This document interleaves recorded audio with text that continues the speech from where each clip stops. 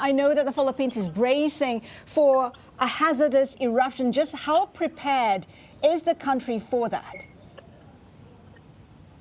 Thank you for having me, Haslinda. First and foremost, the Duterte administration is responding urgently to the immediate needs of those directly affected by the volcanic explosion and some accompanying tremors. Our number one priority is the safety and security of the families and communities that are directly vulnerable to this natural disaster. Evacuations started yesterday and are continuing as we speak, with security, infrastructure, social welfare, and health agencies supporting local governments at the front line. There are locations in the province of Batangas and its surrounding areas that have been the areas of ashfall since last night. We need to ensure the well-being of broader areas affected by the ashfall. Considering the direction of the wind, we know this will include part of southern and central Luzon, as well as the National Capital Region.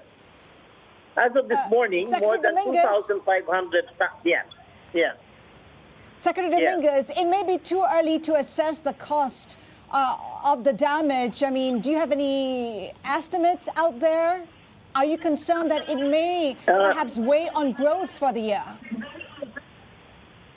As of now, we don't have any assessment of the cost. However, we have in place a catastrophe bond that can be triggered by a 1-in-19-year event that may be the aftermath of the Taal eruption.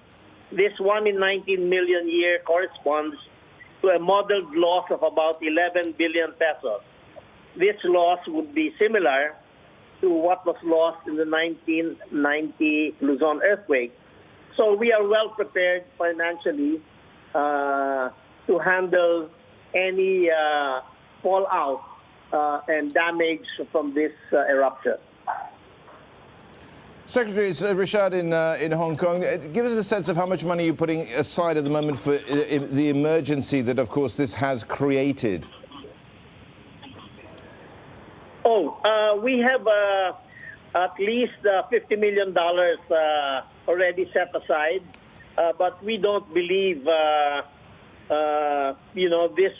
this number is anywhere really that accurate, but we have this amount ready at the moment.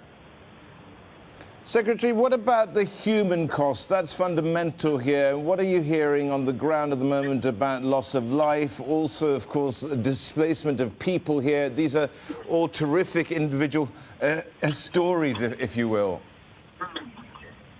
As of now, we have no report of any injuries or deaths. But as of this morning, more than 2,500 families, or upwards of 10,700 persons, were evacuated and are now in 45 evacuation centers. Evacuees are mostly from the provinces of Batangas and Cavite. Classes and work have been suspended in 118 cities and municipalities. We have received reports that operations in the seaport of Batangas remain normal, though flights are currently not coming in and out of our main airport in Manila. And that's for passengers. Secretary Dominguez? So far, I think, yes. Do you expect more flights? Do you expect more flights to be suspended? Well, as of the moment, there has been no lifting of the suspension, but some flights are landing in Clark Air Base, although some flights have been suspended as well. I know that some other flights coming from the U.S. last night were diverted to Cebu, actually.